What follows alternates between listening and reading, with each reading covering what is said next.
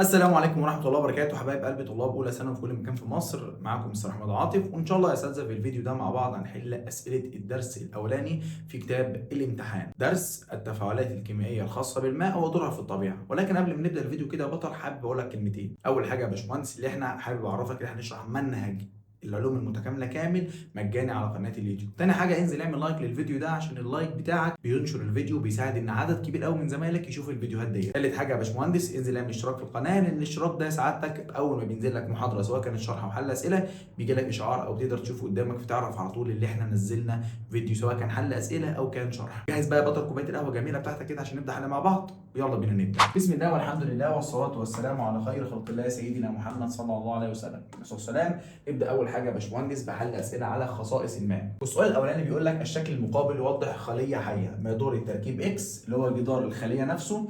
قال لك عند مرور الماء خلاله في الاتجاه المشار اليه. طب احنا اتفقنا مع بعض ان اتجاه دخول الماء، انا عندك اتجاه دخول الماء يا اما داخل الخليه او خارج من الخليه.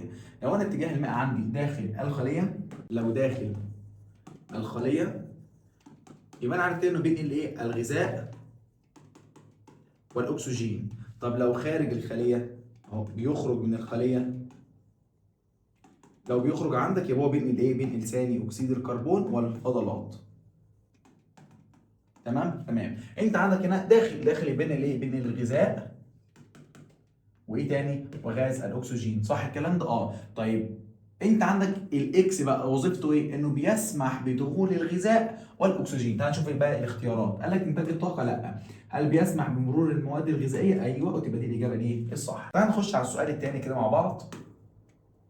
بيقول لك ايه يا باشمهندس؟ بيقول لك اي الخصائص التاليه تجعل الماء وسطا مناسبا لاتمام العديد من التفاعلات الكيميائيه. يعني يخلي الميه دي وسط عشان اصلا التفاعلات الكيميائيه تحصل جواها. قال لك اول حاجه تعدد حالاته الفيزيائيه؟ لا.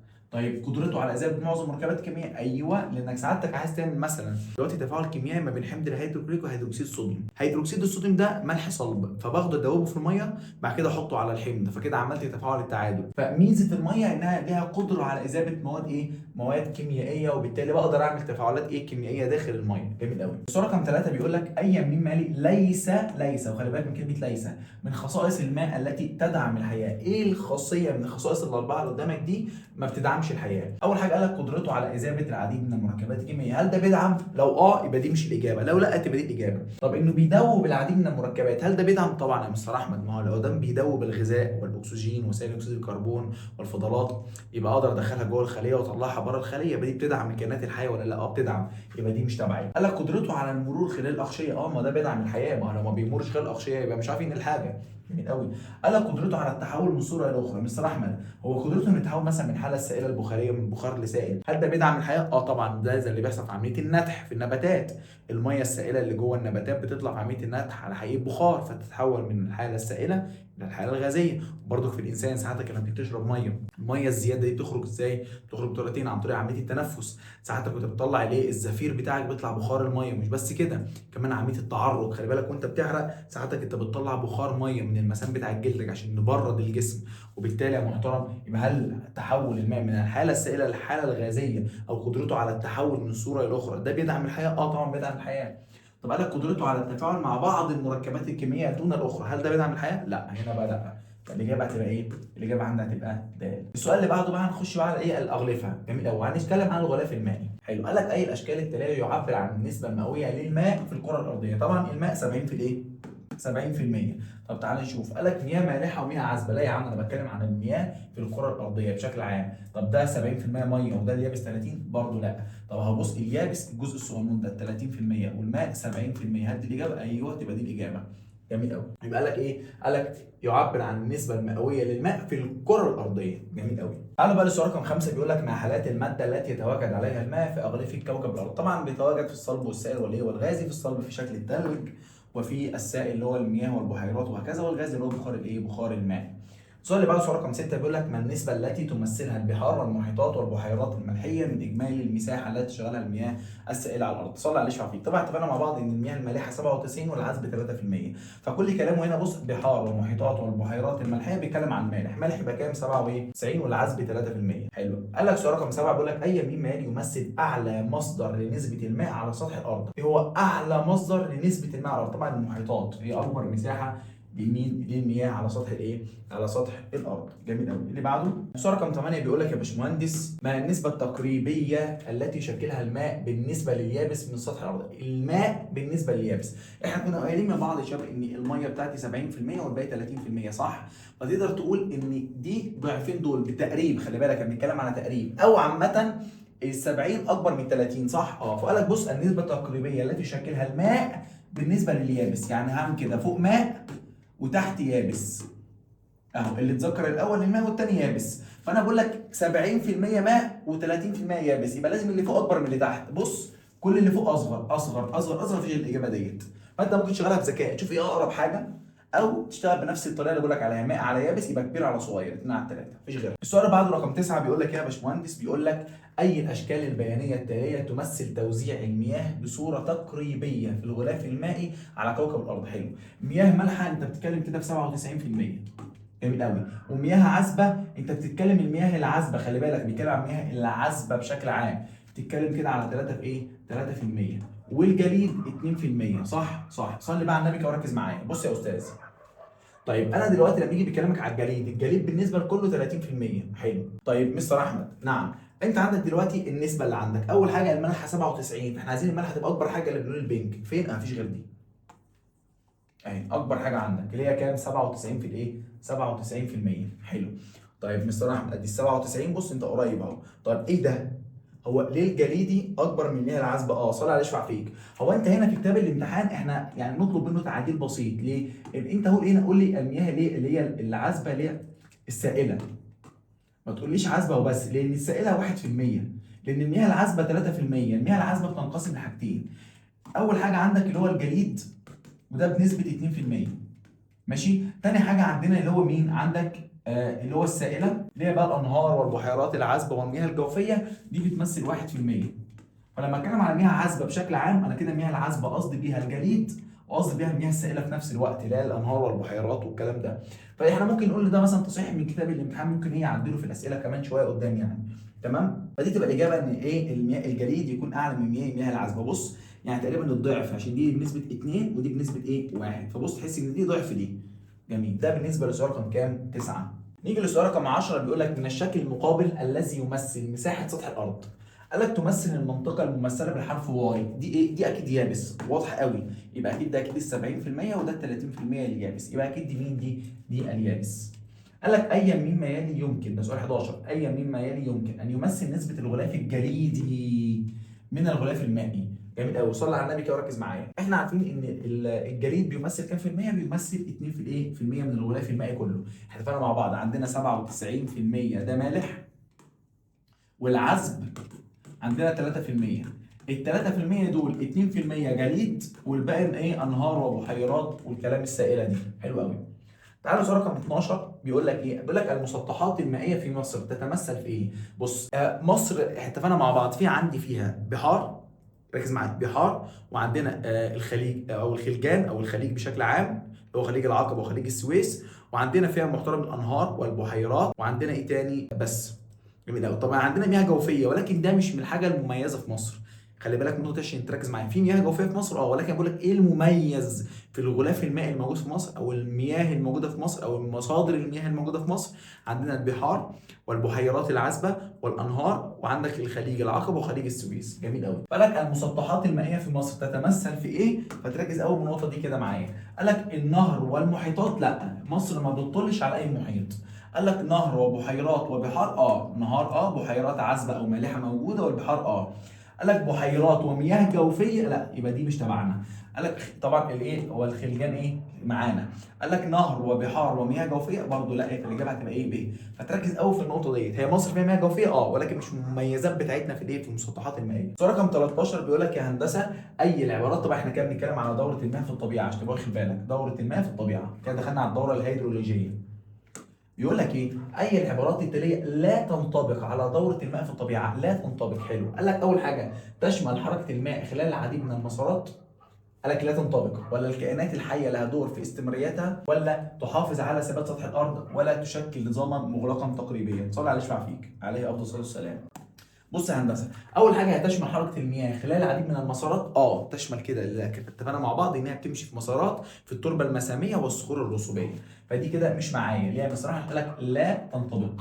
قال لك الكائنات الحيه لها دور في استمراريتها طبعا في عمليه النتح والتنفس. جميل، يبقى دي برضه مش معانا. حلو. قال لك تحافظ على ثبات سطح الارض. لا، ما جبناش سيره ثبات كوكب الارض خالص دي خالص، ولا سطح كوكب الارض ولا اي كلام من ده. فدي الاجابه بتاعتي، دي كده الاجابه الصح. ماشي.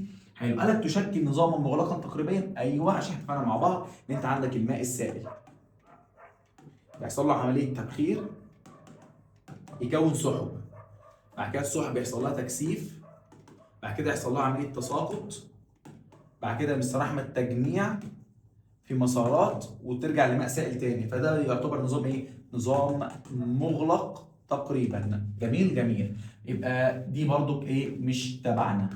عظيم. يبقى الاجابه ايه يا محترم؟ اللي هي ايه؟ تحافظ على ثبات سطح الارض. لا، الكلام ده ما جبناش سيرته اصلا في الدوره اللي هي الهيدرولوجيه. خش وهتلاقي الشرح موجود عندك على قناه اليوتيوب. سؤال رقم 14 بيقول لك ايه يا باشمهندس؟ بيقول لك اي العمليات التاليه تساهم بالدرجه الاكبر في تكوين السحب؟ طبعا عمليه الايه؟ قال لك بس خلي بالك اكبر بالنسبه لاكبر. قال لك تبخر الماء من المسطحات المائيه، ولا النتح في النباتات، ولا التنفس، ولا التنفس في الحيوان. بص، انت بتتنفس في الانسان بيطلع بخار، فده بيساهم في تكوين السحب.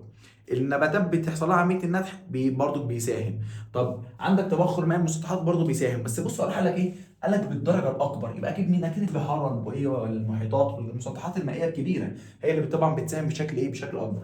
اكيد مش البخار اللي بيطلع من سعادتك هو اللي هيساهم بشكل اكبر في تكوين السحب يعني. مش انت ساعتك بقى عمال تعمل كده اهو ففي سحابه بتتكون فوقيك؟ اكيد لا يعني.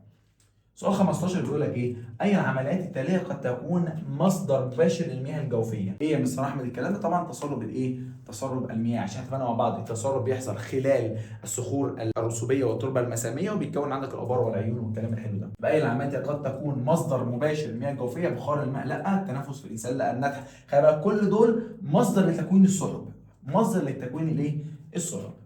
السؤال اللي بعده السؤال رقم 16 بيقول لك عند تفاعل قطرات ماء السحب مع اكسيد الغازات الحامضيه في الهواء فان الامطار لا تسقط. تعمل على ايه؟ طبعا اتفقنا مع بعض ان الامطار الحامضيه اللي عندي يا باشمهندس دي بتعمل على تاكل الصخور، بيحدث منهم تفاعل كيميائي وبيتاكل الصخور. قال لك تفكك الصخور وتحللها. ايوه، ودي الاجابه الصح اللي عندي. طب تعالى نشوف الباقي غلط ليه. ازدهار الحياه النباتيه لا، تكوين بحيرات عذبه طبعا لا، زياده قيمه البي اتش برضه لا، ان دي تبقى حامضيه دي اصلا بتقلل قيمه الايه؟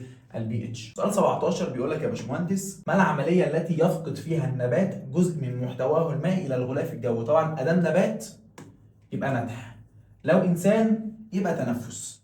جميل قوي. اللي بعده سؤال رقم 18 بيقول لك ما العمليه الحيويه التي تقوم بها الحيوانات وتساهم من خلالها في دوره الماء في الطبيعه؟ حيوان يبقى تنفس. انا بتكلم على حيوانات زي ما اتفقنا مع بعض. سؤال 19 بيقول لك يا باشمهندس تعرف دوره الماء في الطبيعه باسم الدوره الهيدروليجيه. فين؟ الهيدروليجيه. ده اللي بعده سؤال 20 قال لك كيف يعود الماء من اليابسه الى المحيطات عن طريق السريان؟ طبعا من طريق السريان بين الصخور الرسوبيه والتربه الايه؟ المساميه. سؤال 21 بيقول لك ايه؟ اي العمليات التاليه هي العمليه المعاكسه لعمليه التكثيف التبخير؟ جميل قوي، يبقى البخر. سؤال رقم 22 بيقول لك يا باشمهندس اي العمليات التاليه تؤدي لوصول المياه الى باطن الارض؟ طبعا وصول المياه الى باطن الارض طبعا عمليه التسريب خلال ايه؟ مسام التربه. جميل قوي. سؤال 23 بيقول لك الشكل المقابل يوضح جزء من، تعال كده نطلعه فوق. بص خلي بالك، بص اهي المياه اهي تساقط الامطار بتحدث عمليه سريان ويرجع للمحيط او البحيرات تاني. دي اسمها عمليه سريان خلال التربه المساميه والصخور الرسوبيه. نرجع لسؤال رقم 23 بيقول لك الشكل المقابل يوضح جزء من دوره الماء في الطبيعه. تساهم العمليه واحد مباشره في ايه؟ واحد دي العمليه دي عمليه تبخير، فدي بتساهم في تكوين الايه؟ في تكوين السحب عندي. يبقى تكوين الايه؟ السحب. سؤال رقم 24 بيقول لك ايه؟ الشكل الذي امامك يوضح بعض العمليات في دوره الماء في الطبيعه. حلو قوي. اهي بص بقى خلي بالك اهو، بص ادي عمليه تبخير، تكوين سحب، تكثيف، تساقط. سواء التساقط كانت قطرات ماء السائل او بلورات الثلج وبينزل في الاخر بيحصل عمليه انصهار. وسواء الماء السائل يا اما ينزل لك يعمل لك بحيرات عذبه، او ينزل على التربه وتحصل له عمليه ايه؟ سريان لحد ما ترجع تاني ايه؟ للبحار والبحيرات وهكذا والمحيطات. بيقول لك اي العمليات التاليه تسبق حدوث عمليه التكثيف. تسبق تكثيف يبقى عمليه حدوث الايه؟ تكوين السحب اللي هي العمليه رقم كام؟ واحد. اهي ده كانت اهو دي عمليه الايه؟ التكثيف. دي عمليه عندي التكثيف اهي. تكثيف وبعد كده تساقط ايه؟ الامطار. ايه العمليه اللي بتسبق حدوث عمليه التكثيف؟ عمليه التبخير. يبقى لها عمليه رقم كام؟ واحد. الثانيه في سؤال رقم 24 بيقول لك ايه؟ اي العمليات التاليه لا تحدث بتاثير الجاذبيه الارضيه. صلي على النبي وركز معايا. الجاذبيه الارضيه انا بسحب لتحت لمركز الارض صح؟ فعمليه التساقط تبع عمليه الايه؟ يبقى مع عجله الجاذبيه او مع الجاذبيه. وعمليه التجميع برضو مع الجاذبيه، بص كلها مع الجاذبيه لتحت اهي. مين اللي عكس عجله الجاذبيه؟ عندك عمليه التبخير. اذا اي العمليات التاليه لا تحدث بتاثير الجاذبيه الارضيه برضو العمليه رقم كام؟ العمليه رقم واحد. ده بالنسبه يا محترم لايه؟ للسؤال رقم 24. السؤال رقم 25 بيقول لك ايه؟ أي العمليات التالية لا ينتج عنها أو لا ينتج عنها زيادة في نسبة بخار الماء في الغلاف الجوي. إيه العملية اللي قالك لا ينتج عنها زيادة في نسبة بخار الماء؟ حلو. النتح في النبات لا ده بخار يا مستر أحمد. حلو. تسرب المياه لصخور رسوبية أيوه هي دي. دي كده بتعمل على ترجيع المياه للبحار والمحيطات. حلو. تنفس الحيوان ده في الزفير بتاعي بيطلع بخار، بالتالي بكون سحب أو بيزود نسبة البخار. بخر الماء البحر او تبخر ماء البحر يا مستر احمد، يبقى الاجابه تبقى ايه؟ ب تسرب المياه للصخور الايه؟ الرسوبيه. ده ما بيساعدش في زياده ايه؟ بخار الماء او السحب او اي حاجه من الحاجات دي. سؤال 26 بيقول لك ما الدور المباشر لعمليه النتح في الدوره الهيدرولوجيه؟ قال لك تسرب الماء خلال الصخور الرسوبيه؟ لا طبعا. تكثف بخار الماء؟ تكثف؟ لا طبعا. قال لك زياده نسبه ثاني اكسيد الكربون في البخار الجوي ولا زياده نسبه البخار الماء في الغلاف الجوي؟ صلى على النبي كده ركز معايا. النتح يبقى انا كده بعمل على زياده نسبه بخار الماء في الغلاف الايه؟ في الغلاف الجوي. اتفقنا ايه الحاجات اللي بتزود بخار الماء في الغلاف الجوي؟ عندك عمليه التنفس وعمليه الايه؟ النتح، وعندك عمليه تبخر ماء اللي هي البحار والبحيرات وهكذا. تعال نخش بقى على الجزء اللي بعده من اول سؤال 27 واحنا هنا بنتكلم عن التركيب الكيميائي للماء. سؤال 27 بيقول لك ايه يا هندسه؟ بيقول لك ما نوع الروابط الموجوده بين جزيئات الماء؟ حلو. طبعا الروابط الموجوده بين جزيئات، خلي بالك لما اجي قلت لك في جزيء الماء تساهمي، بين جزيئات الماء تبقى دي روابط هيدروجينيه. يبقى من نوع الروابط الموجوده بين جزيئات الماء يعني انت عندك واحده H2O اهي زي دي كده مثلا، بس انا نرسم شكل احسن اهو اهو. ادي واحد H2O وادي واحد H2O بالشكل اللي قدامك ده. بص اهي ادي دي O ودي H ودي O ودي H اهي بالشكل اللي قدامك ده. اهي الروابط اللي ما بين دول كده يا باشمهندس اهي بين جزيء وجزيء دي اسمها رابطه هيدروجينيه. دي كده هيدروجينيه. اما الرابطه دي اللي ما بين الاتش والاو دي اسمها رابطه تساهميه. حلو. يبقى ما نوع الروابط الموجوده بين جزيئات الماء هي روابط هيدروجينيه. سؤال 28 بيقول لك ما مقدار الزاويه بين الرابطتين في جزيء الماء؟ 104 وايه؟ ونص. 29 بيقول لك من الشكل المقابل الذي يوضح جزيئين ماء تتكون رابطه هيدروجينيه بين الذرتين ايه وايه؟ حلو. صلى على النبي. طبعا انا عارف ان الجزء بتاع الهيدروجين ده بيتكون عليه شحنه جزيئيه موجبه، والاكسجين نفسه بيكون عليه شحنه جزيئيه سالب 2. فايه اللي ممكن يتكون؟ يا اما عندك 4 مع 2 او 3 مع 1. تعال نشوف اهو. قال لك 1 و2. 1 و2 مع بعض ده ما ينفعش عشان في نفس الجزيء، انا لازم يكون بين جزيئين جميل او اكثر. ما ينفعش في نفس الذره او في نفس الجزيء عفوا. يبقى 1 و2 ما ينفعش. طب قال لك 2 و3. تعال نشوف 2 و3. ادي 2 و3 لا ده موجب مع موجب ما ينفعش، لازم موجب مع سالب. حلو. 2 و4 تعال نشوف. ادي 2 و4 تنفع لان ده الموجب وده السالب، ده جزيء وده جزيء يبقى دي تنفع، فالاجابه تبقى ج صح. طب تعال نشوف ده الغلط ليه. قال لك 1 و4. 1 سالب و4 سالب، سالب مع سالب ما ينفعش. طبعا الشحنات المختلفه تتجاذب والمتشابهه تتنافر، فهي طبعا ما تنفعش برضه. الاجابه الصح ايه يا هندسه؟ الاجابه هتبقى ايه؟ ج. السؤال اللي بعده يا باشمهندس ويا دكتورة المستقبل قول يا رب. قال لك ما الروابط الموجودة في جزيء ماء واحد؟ ما الروابط الموجودة في جزيء ماء واحد بس؟ يعني أنا عندي جزيء ماء واحد يتيم أهو، واحد بس، واحد أها. ايه الروابط الموجوده فيه؟ طبعا رابطتين تساهميتين، رابطتين تساهميتين اللي هما فين اهو. دي هندسه، ادي واحده اهي، ادي واحده اهي. يبقى رابطتين تساهميتين صح. عم شوفي بقى غلط ليه؟ قال لك رابطتين هيدروجينيتين غلط، رابطه هي تساهميه ثنائيه غلط برضو. قال لك رابطه تساهميه واحده هيدروجينيه برضو غلط. انا عندي اثنين تساهمي اهو. سؤال 31 بيقول لك ايه؟ اي الاشكال البيانيه التاليه يوضح حجم غازي الهيدروجين والاكسجين على الترتيب عند تحليل كميه من الماء المحمض باستخدام جهاز فولتمتر هوفمان. حلو قوي. بص، جهاز فولتمتر هوفمان بيكون بالشكل ده كده يا باشمهندس. هرسمه لك كده، تعالى على جنب كده ارسمه لك رسم الكروكي. بص بيكون بالشكل ده كده. اه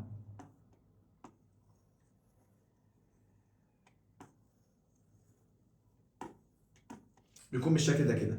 بنعمل ايه هنا؟ ده بيكون في جزء بيطلع فيه غاز، نحط الميه كده هنا H2O، وهنا كده مثلا بيحصل تحليل كهربي عن طريق لما يتوصل ببطاريه، ماشي. ففي مكان يطلع فيه غاز الهيدروجين ومكان تاني يطلع فيه غاز الايه؟ الاكسجين. حلو الكلام ده. قال لك باستخدام جهاز فولتمتر هوفمان. ماله؟ انا عايز بقى حجم الغازات، الهيدروجين قد ايه والاكسجين قد ايه. طبعا ساعتك اعمل المعادله الجميله بتاعتنا اللي احنا اتكلمنا عليها مع بعض، اللي هي 2H2O، هيطلع لك عندك 2H2 زائد ال O2. فطبعا لو انت جيت خدت بالك هتلاقي حجم الهيدروجين ضعف الاكسجين، حجم الهيدروجين ضعف الاكسجين. حلو. فين بقى دي الهيدروجين؟ هو انا عايز يكون ضعف الاكسجين. تعال نشوف. بص هنا الاكسجين اعلى من الهيدروجين، ما ينفعش. هيدروجين واكسجين. حلو، خلي بالك الهيدروجين اكبر من الاكسجين بس لازم يكون ضعفه. طب دي كام مربع؟ لو عملت كده ترقيم اهو، يبقى هنا كده واحد مثلا، هنا اثنين، هنا ثلاثه. كده هنا الهيدروجين اثنين والاكسجين واحد، دي تنفع؟ اه، يبقى دي الاجابه الصح. تعال نشوف هنا. بص رقم، ادي واحد اثنين ثلاثه، ادي واحد اثنين ثلاثه. هنا الهيدروجين ثلاثه والاكسجين واحد، ده ينفع؟ لا. بص الهيدروجين هنا اثنين والاكسجين هنا كام؟ واحد. لا. هنا قد بعض، يبقى لا. يبقى الاجابه الصح تبقى ايه؟ ب. والسؤال ده خلي بالك مهم، من الاسئله المهمه جدا جدا جدا، خلي بالك منها. تعالوا سؤال رقم 32 بيقول لك ايه؟ اي مما يلي يعبر عن كتله وحجم الغازين المكونين للماء في معدل الضغط درجه الحراره. حلو قوي. ايه اي مما يلي يعبر عن كتله وحجم الغازين؟ صلى على اشفع فيك وركز معايا. احنا لما جينا اتكلمنا مع بعض عن هيدروجين واكسجين، اتكلمنا فيهم عن حاجتين. ايه يا مستر احمد؟ اول حاجه حجم. بص خلي بالك كده من حيث الحجم، لو بتكلم عن حجم، الحجم، فاعرف ان حجم الهيدروجين اكبر من الاكسجين. حلو. اطلع فوق كده وكمل لي يا مستر احمد. ولو بتكلم عن كتله،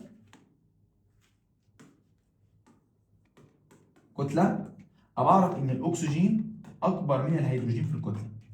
حلو الكلام، حلو الكلام. وبالتالي يا محترم قال لك الاكسجين اقل كتله غلط، الهيدروجين اقل كتله وحجما يعني الاثنين قليلين لا. الاكسجين اكبر كتله، ايوه فعلا الاكسجين اكبر كتله، واقل حجما فعلا، فدي الاجابه الصح. وصلت؟ وصلت. يبقى الاكسجين تعرف عنه حاجتين، ان هو الاقل حجما والاكبر كتله، والهيدروجين العكس بقى اللي هو عباره عن اكبر حجما واقل ايه؟ اقل كتله. السؤال اللي بعده، سؤال رقم 33 بيقول لك ما النسبه التقريبيه بين كتله الاكسجين؟ بص خلي بالك كده، لا عليك معايا في الاسئله دي بتبقى مهمه قوي. هو هنا بيقول لك ايه؟ بيقول لك انا عايز النسبه التقريبيه، نسبه يعني بسط مقام، بين كتله الاكسجين. ذكر الاكسجين الاول بعد كده الهيدروجين، صح؟ يبقى الاكسجين يبقى في البسط والهيدروجين تحت. احنا اتفقنا مع بعض لما اقول لك اكسجين هيدروجين يبقى بنسبه 8 الى 1، صح؟ الى 1. فالاكسجين فوق يبقى 8 فوق والواحد تحت بتاع الهيدروجين، فالاجابه هتبقى د. خلي بالك قوي من ايه؟ من النقطه ديت. لو كان راح قال لك هيدروجين اكسجين فهختار الف 1 الى 8. قال لك ما كتله الهيدروجين في عينه من الماء المقطر كتلتها 200 جرام. صلي عليه اشفع فيك. بص يا محترم، لو بتكلم على كتل اعرف كده ان كتله، خلي بالك الهيدروجين 11 علامه 11%، والاكسجين 88 علامه 89%. طب استفاد ايه انا بصراحه بالنسب دي؟ لما يجي يديك سؤال زي كده قال لك مثلا ربع كيلو، نص كيلو، 200 جرام، 50 جرام، بص هتعمل ايه؟ هتاخد النسبه تضربها في الكتله اللي اديها لك.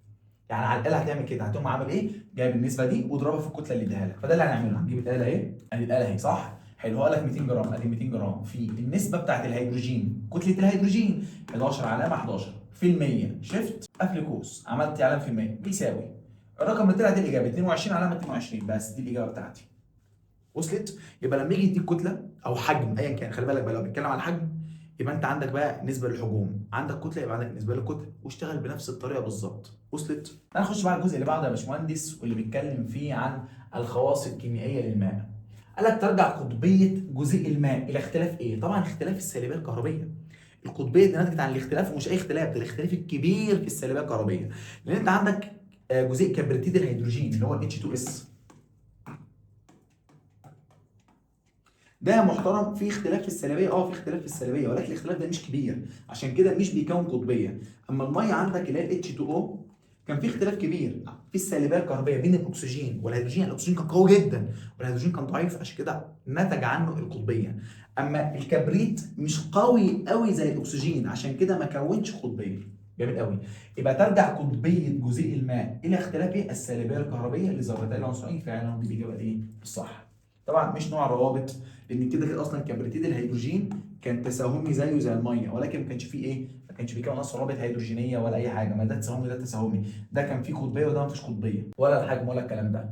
نرجع لسؤال 36 او نروح لسؤال 36 واللي بيقول لك فيه تسبب قطبيه جزيء الماء في ايه؟ حلو، احنا اتفقنا مع بعض ان السالبيه او الفرق في السالبيه تسبب في القطبيه، والقطبيه تسببت في حاجتين. اول حاجه عمليه الذوبان او عمليه الهدرطه، او ان الجزيئات الماء تلف حوالين الملح المذاب.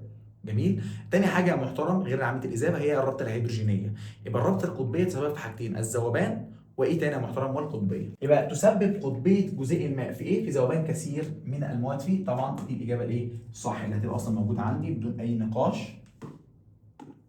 يعني تعال نشوف الباقي غلط ليه. انخفاض الكثافه لا، تاثير القاعدي لا، تاثير الحامضي برضه لا. تعالوا رقم 37 بيقول لك عند تسخين عينه من الماء النقي، ماء نقي، حتى درجه الغليان تنكسر انهي روابط؟ قلنا الروابط الهيدروجينيه، لان اصلا اللي بيحافظ ان الماء بتاعنا يفضل سائل ويغلى عند 100 هي الروابط الهيدروجينيه. فانت اول ما تغلي الماء او يتحول من الحاله السائله للحاله الغازيه يبقى انت كده كسرت الروابط الهيدروجينيه. يبقى تسخين عينه من الماء النقي حتى درجه الغليان تنكسر انهي روابط؟ طبعا الروابط الايه؟ الهيدروجينيه. خلي بالك لو قلت تساهمي يبقى انت حمار، لان كده مبقاش في بخار ميه اصلا. معنى كده انت قلت الميه اتكسرت، انت الروابط التساهميه هي اللي ماسكه الميه، هي اللي مكونه الميه. فلو قلت الروابط التساهميه هي اللي بتتكسر يبقى كده مفيش ميه اصلا، فمفيش حاجه اسمها بخار الماء. يبقى ايه اللي بيتكسر عندك؟ هي الروابط الهيدروجينيه. يبقى قال لك تنكسر الروابط الهيدروجينيه فتتحرر جزيئات الماء في صوره بخار. ايوه دي الاجابه الصح. تعال نشوف ده الغلط ليه. الهيدروجينيه فتنفصل ذرات الهيدروجين عن ذرات الاكسجين. ما هي لو انفصلت اصلا كده ما بقاش في حاجه اسمها بخار ميه، ما بقاش في ميه، ده بقى اكسجين وهيدروجين. جامد قوي. تعالى بقى يا باشمهندس السؤال رقم 38 بيقول لك تنشئ الرابطه الهيدروجينيه بين جزيئات الماء نتيجه تجاذب ايه؟ صلى على النبي. طبعا تنشأ الرابطة الهيدروجينية بين جزيئات الماء نتيجة تجاذب ايه؟ نتيجة تجاذب طبعا ذرة الأكسجين بتاعتنا مع الهيدروجين. لو احنا كنا عملنا كده بالشكل ده مع بعض كان عندي هو التجاذب بيحدث ما بين ايه؟ ما بين الأكسجينة دي والهيدروجينة دي. قال لك ذرة أكسجين مع أكسجينة ثانية؟ لا. ذرة هيدروجين جزيء ماء مع ذرة هيدروجين ثانية؟ برضه لا.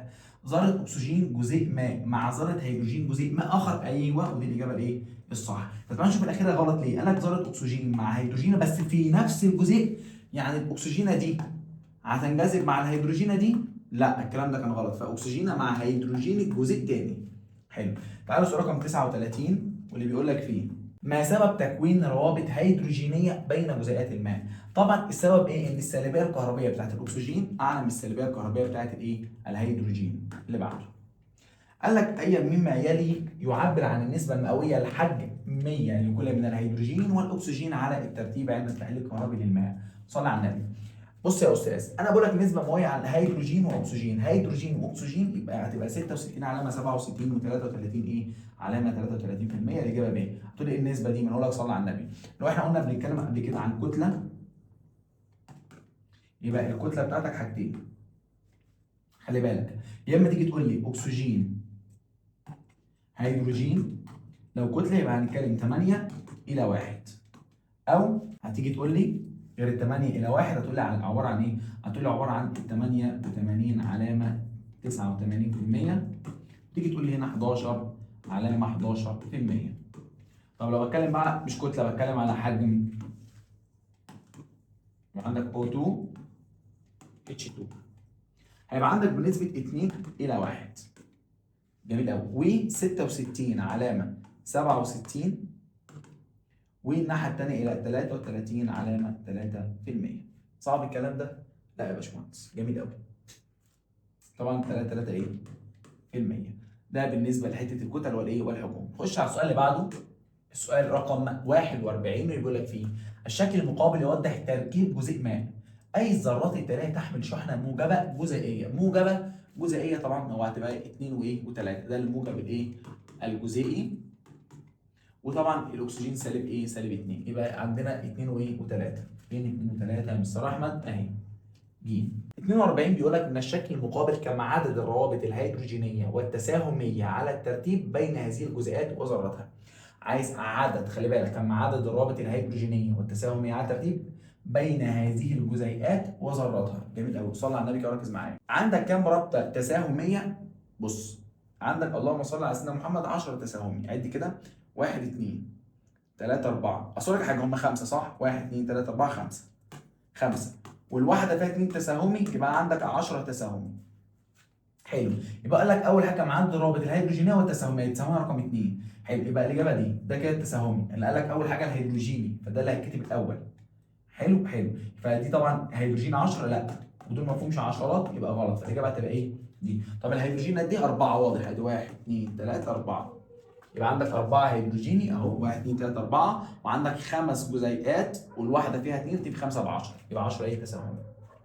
تاني ليه ما اخترناش ديت؟ علشان هو قال لك هيدروجين الاول، فلازم اول حاجه تكتب الهيدروجين 4 مش 10. سؤال 43 بيقول لك يتشابه الماء مع كبريتيد الهيدروجين في ايه؟ في الرابطه التساهميه فقط. طبعا قطبيه لا، كبريتيد الهيدروجين مش ملوش قطبيه. درجه الغليان لا، ده الميه 100 وكبريتيد الهيدروجين سالب 61 اصلا. تكوين رابط هيدروجينيه لا، الميه بتكون هيدروجيني وكبريتيد الهيدروجين ما بيكونش. تركيب الجزيء ايوه، عشان الاثنين بيتكون من رابط تساهميه والاثنين مع الهيدروجين. حلو. سؤال رقم 44 قال لك اي الاشكال البيانيه التاليه يوضح العلاقه بين قيمه البي اتش للمحلول وتركيز ايون الهيدروجين. صلى عليه يشفع فيك وركز معايا. بص يا محترم، احنا اتفقنا مع بعض. بص كده في الرسمه الجميله دي اللي هرسمها لك، لو انا بتكلم على بي اتش وهيدروجين موجب، ماشي؟ تعالى نعمل واحده كمان هنا ودي مهمه جدا. بتكلم على البي اتش والاو اتش. بص يا هندسه، بي اتش مع الاتش، لو الاتش زادت البي اتش تقل. تعالى هنا، الاو اتش السالب لو زادت البي اتش تزيد. اللي لو زودت الاو اتش يبقى انا بزود القاعديه، والقاعديه يبقى فوق السبعه يبقى البي اتش بتاعك بيزيد. لو زودت الاتش يبقى انت بتزود الحمضيه، والحمضيه لما بتزيد رقم البي اتش بيقل. حلو، يبقى التناسب بين البي اتش والاتش تناسب ايه؟ عكسي. بي اتش واتش تناسب عكسي، فالاجابه هتبقى ايه؟ د. اللي بعده سؤال 45 بيقول لك ايه يا هندسه؟ بيقول لك المحلول الذي يكون تركيز ايونات الهيدروجين فيه اقل من ايونات الهيدروكسيد يكون محلولا ايه؟ طبعا هيدروجين اقل من الهيدروكسيد يبقى ده قاعديا. قاعديا يبقى حامضيا لا، حامضيا لا. طب قاعديا وقيمه البي اتش لو اقل من 7 غلط، ان قاعديا يبقى لازم تكون اكبر من 7. يبقى قاعديا وقيمه البي اتش لو اكبر من 7 ايوه، ودي الاجابه الايه الصح. 46 بيقول لك ايه؟ بيقول لك عند تخفيف حمض الهيدروكلوريك المركز ال HCl تزداد قيمه الرقم الهيدروجيني من 1 إلى 2. حلو قوي. خلي بالك ده عميل تخفيف. هتقول لي يا مستر احمد ده الرقم بيزيد، اقول لك ما هو لما الرقم بيزيد يبقى الحمضيه بتقل. طب الحمضيه بتقل ليه؟ قال لك ده بسبب نقص تركيز طبعا ايونات الهيدروجين. ايونات الهيدروجين لسه بقول لك هي اللي بتعبر عنها ليه؟ البي اتش. حلو قوي. يبقى رقم الهيدروجين البي اتش زاد. بص اهو لسه قايلها من شويه، ادي بي اتش، البي اتش ما بين 1 ل 2 يعني زاد، اذا الاتش الموجب هتقل صح؟ يبقى نقص تركيز ايونات الايه؟ الهيدروجين. وخلي بالك من النقطه ديت لسه شارحينها في السؤال اللي فوق. 47 بيقول لك عند تفاعل حجمين متساويين لهما نفس التركيز من حمض الهيدروكلوريك وهيدروكسيد الصوديوم. حلو، وفقا للمعادله ديت اهو ان اي او اتش حمض قاعده ملح وميه، فان قيمه البي اتش المحلول الناتج طبعا بتساوي 7. ليه؟ عشان ده ملح متعادل، لان ايه؟ قاعده قويه وحمض قوي، حمض قوي وقاعده قويه يبقى الملح الناتج محلول ومتعادل. حلو قوي. سؤال 48 بيقول لك عند اذابه ملح كلوريد الامونيوم في الماء. حلو، كلوريد الامونيوم راح نعمل ايه عشان نعرف اهو؟ ادي امونيوم كلوريد NH4Cl. بنمسك ده نقسمه نصين صح؟ زي ما اتفقنا مع بعض اهو في محاضره الشرح. روح هات لي يا باشمهندس كده قناه اليوتيوب، خش على طول وايه وهات الشرح واشتغل. ادي ال NH4 هتاخد ال OH والCl هتاخد ال H واقسم. دي قاعده ضعيفه وده حمض قوي، مين اللي يكسب؟ الحمض. اذا الملح ده محلوله حامضي، يبقى يحدث تحلل مائي ويصبح المحلول حامضيا. ايوه، قال لك يتفكك الملح ولكن لا يحدث تحلل مائي. الغلط. قال لك يحدث تحلل مائي ويصبح قاعديا. غلط. لا يتفكك. غلط. يبقى الاجابه الصح تبقى ايه؟ الف. اللي بعده سؤال 49 بيقول لك ما قيمه بي اتش لعينه مياه غازيه بها نسبه من غاز ثاني اكسيد الكربون. طبعا اتفقنا مع بعض ان ثاني اكسيد الكربون واحد من الاكاسيد الحامضيه زيه زي الاس او 2، وعندك البي 2 او 5 كايه خامس اكسيد الفوسفور وثاني اكسيد الكبريت وثاني اكسيد الايه الكربون، وعندك الان او 2 ثاني اكسيد الايه النيتروجين. كل دي عباره عن اكاسيد حامضيه، دول مع الميه حمض على طول. فقال لك ما قيمه البي اتش يبقى لازم تكون اقل من السبعه. ده اكبر فغلط، ده اكبر فغلط، ده 7 بالظبط غلط، اذا الاجابه هتبقى 4 اللي هي هتبقى ايه يا باشمهندس؟ اقل من ايه؟ السبعه. سؤال 50 بيقول لك لديك محلول لملح مجهول قيمة الرقم الهيدروجيني له 5.3 يبقى ده كده حامضي. فمن المحتمل ان يكون ملح ايه؟ حلو. كلوريد الصوديوم ده متعادل. حلو. وبيكربونات الصوديوم، خلي بالك بيكربونات ده بيكون حمض ضعيف والصوديوم قاعدة قوية فده يبقى قاعدي فغلط. وهيدروكسيد صوديوم دي اصلا قاعدة فده غلط.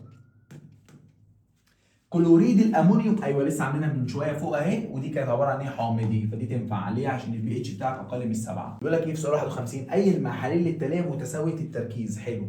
عايز اكبر بي اتش، اكبر قيمه بي اتش يبقى انا عايزه قاعدي. فحمض لا وحمض لا، محلول حمض الاسيتيك هشيله وحمض النيتريك هشيله. وكلوريد الصوديوم ده متعادل. هيدروكسيد الليثيوم ده قاعده اصلا، هيدروكسيد ليثيوم ال اي او اتش دي كده اصلا قاعده، بالتالي تبقى اكبر من 7 غصب عني. سؤال 52 بيقول لك ايه؟ ينصح المريض الذي يعاني من فرط افراز حمض المعده بتناول ايه؟ حمض المعده يعني انا بيطلع المعده عنده بتطلع احماض، يبقى انا عايز حاجه قاعديه احطها عليه. اديله ايه؟ قال لك علاج مناسب يخفض قيمه البي اتش فيزود الحمضيه فيموت ويفرفر؟ لا. علاج مناسب يرفع قيمه البي اتش؟ ايوه طبعا انا محتاج علاج يرفع قيمه الايه؟ البي اتش. قال لك اطعمه تزيد تركيز ايونات الهيدروجين، ما لو زودت الهيدروجين انا كده بزود الحمضيه، غلط برضه. مياه غازيه، ما المياه الغازيه اصلا دي عباره عن حمضيه، واسالك ثاني اكسيد الكربون يبقى لا. الاجابه الصح هتبقى ايه؟ ب. 53 بيقول لك يا باشمهندس عند اضافه قطرات من حمض الكبريتيك، قطرات من حمض الكبريت الى كميه من الماء المقطر، فان قيمه البي اتش للمحلول الناتج تصبح ايه؟ طبعا هتبقى اقل من 7. فين بقى؟ في رقم 2. الباقي كله اكبر من 7 او بيساوي 7. ما الشكل البياني الذي يعبر تعبيرا صحيحا عن العلاقه بين تركيز كل من ايونات الهيدروجين والهيدروكسيد؟ اكيد عكسي، لان لو واحد زاد الثاني يقل، عشان هو رقم مثلا البي اتش ثابت 14 فلازم الواحد يزيد الثاني يقل. حلو. يعني ممكن نعمل حركه جميله كده، بص نعمل كده اتش موجب و اتش سالب، الاثنين دول عكس بعض، ده زاد ده يقل، ده قل ده زاد، وهكذا. يبقى العلاقه تبقى علاقه ايه؟ عكسيه. فين الشكل العكسي اللي موجود عندك هنا اهو؟ اللي بعده قال لك الشكل البياني المقابل يعبر عن قيم بي اتش لثلاث محاليل اكس واي وزد، اي العبارات التاليه صحيحه بالنسبه لتركيز ايوني الهيدروجين والهيدروكسيد؟ صلى على النبي. حلو. ده اقل من 7 ده حامضي، الاكس حامضي. اذا الاكس لازم يكون، قال لك في الاكس فيه تركيز الاتش فيه اكتر، يبقى في المحلول اكس تركيز ايون الهيدروجين الموجب بيساوي الهيدروكسيد غلط، لان ده حامضي اقل من 7. لو بيساوي بعض يكون عند السبعه زي الواي كده، فده غلط. قال لك في المحلول واي تركيز الهيدروجين اكبر من تركيز الهيدروكسيد غلط، ده بيساوي 7، ده كده متعادل عشان بيساوي بعض. حلو. في الزد قال لك يكون تركيز الهيدروجين الموجب اقل من تركيز الهيدروكسيد سالب. هو الزد اصلا 14 ده قاعدي جدا، قاعدي قوي، فلازم الهيدروجين فعلا يكون اقل من الهيدروكسيد او الهيدروكسيد اكبر من الهيدروجين، دي الاجابه الصح. سؤال رقم 56 بيقول لك ايه؟ عند اذابه ملح كربونات البوتاسيوم في كميه مناسبه من الماء المقطر تزداد قيمه البي اتش نتيجه ايه؟ ادام زودت البي اتش يبقى انت بتزود الاو اتش او بتقلل الاتش، يبقى هتبقى الاجابه زياده تركيز الاتش؟ لا. زياده تركيز ايونات الاو اتش؟ ايوه. نقص؟ لا طبعا. ونقص برضو بده وده؟ لا برضو. يبقى الاجابه الصح هتبقى ايه؟ ب. اللي بعده 57 بيقول لك ايه؟ النسبه بين تركيز ايونات الهيدروجين الموجبه في محلول حامضي الى تركيزها في واحد قاعدي. صلى على النبي. قال لك انا عايز نسبه ايه؟ تركيز ايونات الهيدروجين في حامضي وتركيزه في قاعدي. طبعا هنا في حامضي هيبقى تركيزه كبير، وفي القاعدي تركيزه صغير، فلما اقسم كبير على صغير يبقى اكبر من الواحد.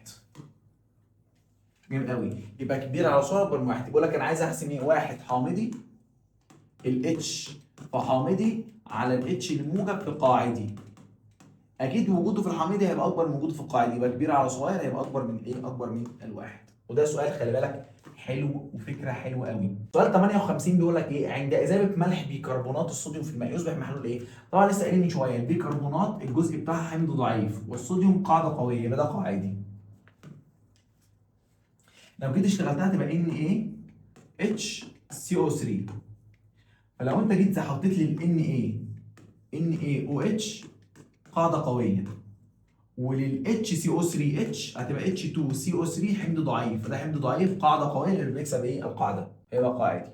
سؤال 59 بيقول لك ايه؟ تم غمس 3 شرائط اختبار الرقم الهيدروجيني في 3 محاليل 1 2 3 كما في الشكل ايه؟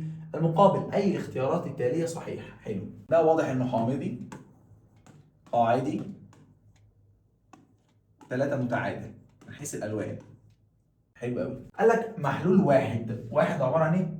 كلوريد الامونيوم، ايوه عشان الكلوريد هيبقى حمض قوي والامونيوم قاعده ضعيفه فيبقى حامضي في الاخر. هتلاقي بقى كله غلط. هو الاجابه هتبقى الف. تعال نشوف اتنين بيكربونات صوديوم عادي.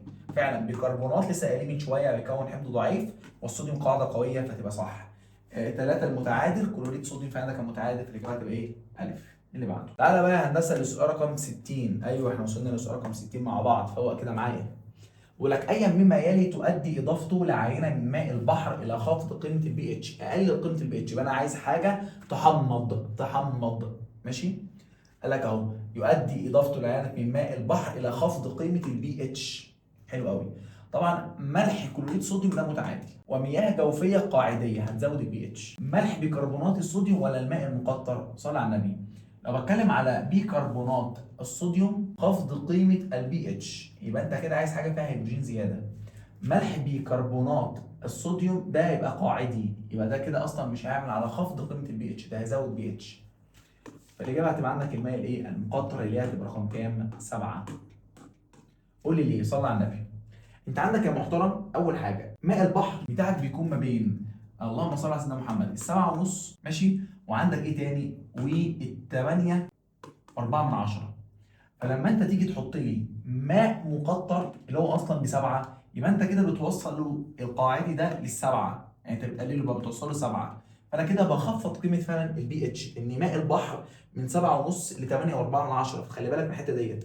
فلما تحط ماء مقطر اللي هو بسبعة، يبقى انا بخلي ده يروح ناحيه السبعه، يبقى انا كده بقلله عن ال7.5 او بقلل قيمه البي اتش. اما كلوريد صوديوم ده متعادل.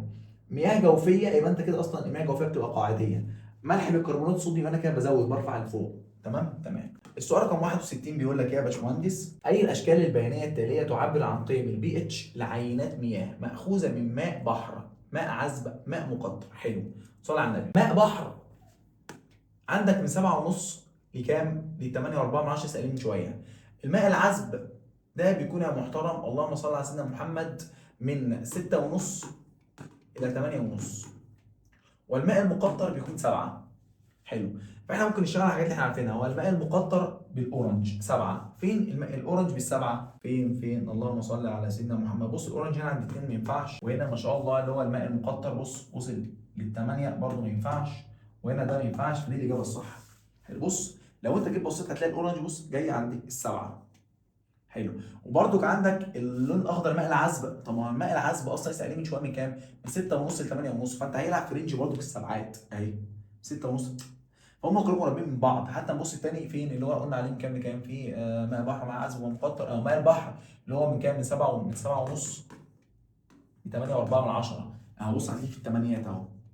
فدي الاجابه الصح ان هم اصلا كلهم قريبين من بعض. ده من 6.5 الى 8.5، يعني ممكن الاقي في السبعه، وده 7، وده من 7.5 ل 8.4، فكلهم قريبين من بعض، فالاجابه هتبقى د. بص كلهم قريبين من بعض فعلا اهو. اللي بعده. سؤال رقم 62 بيقول لك درجة غليان المركب H2X أقل من درجة غليان H2Y، يبقى ده أكيد ده المية، وده H2S كبريتيد الهيدروجين، عشان ده أقل من ده. قال لك وكلاهما نفس التركيب، أي ممالي يعد صحيحا. مين اللي في الاثنين دول يعدوا صحيحا؟ السلبية الكهربائية للإكس، الإكس اللي هو الكبريت أكبر، السلبية الكهربائية للإكس أكبر من السلبية الكهربائية للواي؟ لا غلط، الواي هو الأكبر من الإكس. أكبر من السلبية الكهربائية للواي؟ برضه لا. اقل من السلبيه الكهربائيه اقل من السلبيه الكهربائيه تنفع، يبقى ج ودال تنفع. طب حلو. ايه؟ تعال تعال. عايزه ايه؟ مش شغال؟ انا مش شغال. شغال ولا مش شغال؟ عايزه ايه؟ ايه؟ مش شغال انا؟ متنا والنبي. تعالى نكمل طب السؤال مع السنزيري. ماشي يلا.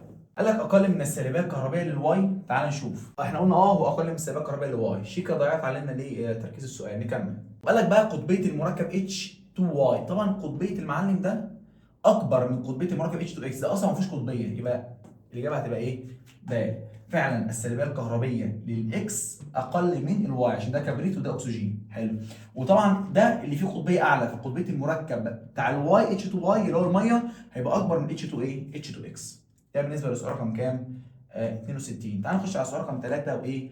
63 مع بعض، واللي بيقول لك فيه النسبه بين قيمتي الرقم الهيدروجيني للماء السحب والماء المقطر. حلو. بص نسبه يعني بسط ومقام. هنيجي نعمل كده بسط ومقام مع بعض.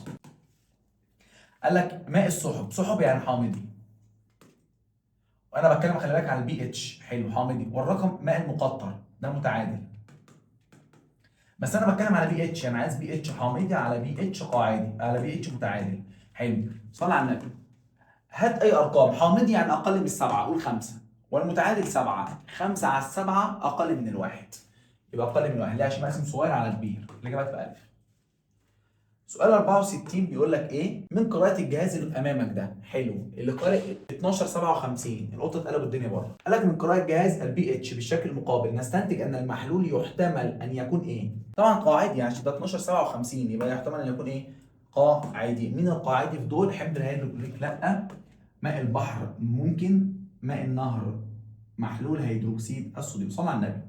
ماء البحر احنا قلنا من 7.5 لحد 8 و4 من 10. فده يحتمل يكون ماء البحر. ليه؟ ماء النهر لا خلي بالك هو يحتمل، احنا مش هنعلم عليه، هو يحتمل. ماء النهر من 6.5 الى 8.5 هيدروكسيد صوديوم. طبعا اجابه البحر، وده غلط. ليه؟ عشان ده احنا عارفين الرينج بتاعه، اما ده القرايه بتاعته 12 علامه 57. ده الرقم ده قاعدي قوي، ده قرب من 14، فاكيد هيكون هيدروكسيد الصوديوم. وش قاعده قويه على طول قويه. سؤال 65 بيقول لك الشكل البياني المقابل يوضح قيمه البي اتش لثلاث عينات مختلفه. اي الاختيارات التاليه صحيحه؟ تعال نشوف. قال لك ايه؟ بص واحد البي اتش بتاع الايه ده 7 والبي 8 وده 4. حلو. الايه اللي هو عندك بسبعه، ماء بحر ماء مقطر حمض كبريتيك ماء بحر، ده يبقى ماء مقطر عشان بسبعه. والبي خلاص الاجابه دي الصح. البي ب 8 فعلا ده هيبقى ماء البحر لسه قايل من شويه اللي هو من كام؟ من 7.5 ل 8.4. عينه السي، طبعا السي ده حامضي قوي، ده اقل من السبعه اهو. بص اقل من السبعه عندك، فيبقى عندك طبعا ده حمض ايه؟ الكبريتيك. فالاجابه الصح هي ب. سؤال 66 بيقول لك ايه؟ اي مما يلي ينتج عن ذوبان بيكربونات الصوديوم في الماء. طبعا بيكربونات صوديوم حمض ضعيف قاعده قويه، يبقى ده قاعدي اصلا، يعني ده كده قاعدي. يبقى هيزود تركيز الاو اتش، يبقى زياده قيمه البي اتش صح. ان الاو اتش لو زادت البي اتش بتزيد، والباقي كل ده غلط. نقص او اتش غلط، زياده اتش غلط، نقص بي اتش يبقى حامضي لا غلط. 67 بيقول لك عند غمس شريط اختبار الرقم الهيدروجيني في عينه من محلول ال او اتش مركز يصبح لون الشريط ايه؟ ده قاعده قويه يبقى ازرق. 68 عند الضغط الجوي المعتاد درجه غليان ال H2O اعلى من درجه غليان كبريتيد الهيدروجين بمقدار كام؟ صل على النبي. ايوه خلي السؤال ده حلو جدا، حلو جدا. صل على النبي. قال لك بقد ايه؟ بص يا محترم. قال لك عند الضغط الجوي المعتاد درجه غليان الماء اعلى من درجه غليان كبريتيد الهيدروجين بقد ايه؟ ده بسالب 61 والميه ب 100، يبقى الميه اعلى من ده بقد ايه؟ ب 161. هتعملها ازاي؟ اطرحهم من بعض يا عم. ادي 100 ناقص كبريتيد الهيدروجين اللي هو سالب 61 هيطلع معاك بكام؟ ب 161 بس. مش انت مثلا عايز تعرف 2 مين اعلى من ده بقد ايه؟ مش بتطرح من بعض؟ ده اللي انا عملته. تعالى بقى للصفحه الاخيره عندنا وسؤال 69 بيقول لك ايه؟ اذابه ملح مجهول في الماء ادى الى خفض تركيز ايونات الهيدروجين فيه. حلو. ما استنتج عن طبيعه محلول الملح. ادام قللت تركيز ايونات الاتش فيه يبقى ده قاعدي. جميل قوي. يبقى ده عباره عن ايه؟ قاعدي. ادام قللت الاتش يبقى انت زودت الاو اتش يبقى قاعدي. 70 قال لك اي مما يلي يعبر عن النسبه بين تركيز ايونات الاتش وايونات الاو اتش على الترتيب في كل من الماء النقي ومحلول كلوريد الصوديوم. حلو. قال لك نسبه تركيز ايونات الاتش والاو اتش على الترتيب في كل من الماء النقي اللي هو متعادل ومحلول كلوريد الصوديوم اللي هو برضه متعادل يبقى بنسبه 1 إلى 1. 1 إلى 1 1 إلى 1 ده عشان الاثنين مالهم متعادلين. السؤال رقم 71 بيقول لك عند إذابة بلورة من ال NaCl في الماء تحدث عملية إيه؟ حلو، صلي على النبي وركز معايا. اخر سؤالين هسيبك انت تجاوب عليهم يا بطل، واكتبهم لي تحت في الكومنتات وانا هقول لك الاجابه صح ولا غلط. سؤال رقم 1 انا هقراه معاك. عند اذاب البلوره من NaCl في الماء تحدث عمليه ايه؟ هل تهدرج الايونات Na وتميل للCl، ولا تهدرج الايونات Cl وتميل ايونات Na، ولا تهدرج الايونات Na وايونات Cl، ولا تميل ايونات Na وايونات Cl؟ سؤال 72 بيقول لك اي مثال يعبر عن العلاقه بين تركيز ايونات الهيدروكسيد ال OH السالبه وايونات الهيدروجين الموجبه في كل من محلول كلوريد الامونيوم ومحلول بيكربونات الصوديوم. حلو، اختار الاجابه الصح سواء ده او ده. مش عارفها ارجع للشرح بتاعنا تاني وقول لي الاجابه تحت يا باشمهندس وانا هقول لك صح ولا غلط وابعت لك الاجابه الصح. كده يا باشمهندس احنا وصلنا بفضل الله تعالى لنهايه حل اسئله كتاب الامتحان على الدرس الاولاني. وما تنساش يا محترم تعمل شير للفيديو ده وتعمل لايك علشان ده بيساعدنا كتير ان الفيديو ده يوصل لاصدقائك او لزمايلك بشكل كبير جدا. وبكده يا باشمهندس احنا وصلنا لنهايه المحاضره بتاعتنا. كان معاكم مستر احمد عاطف، اشوفكم ان شاء الله المحاضره الجايه على خير في امان الله. السلام عليكم.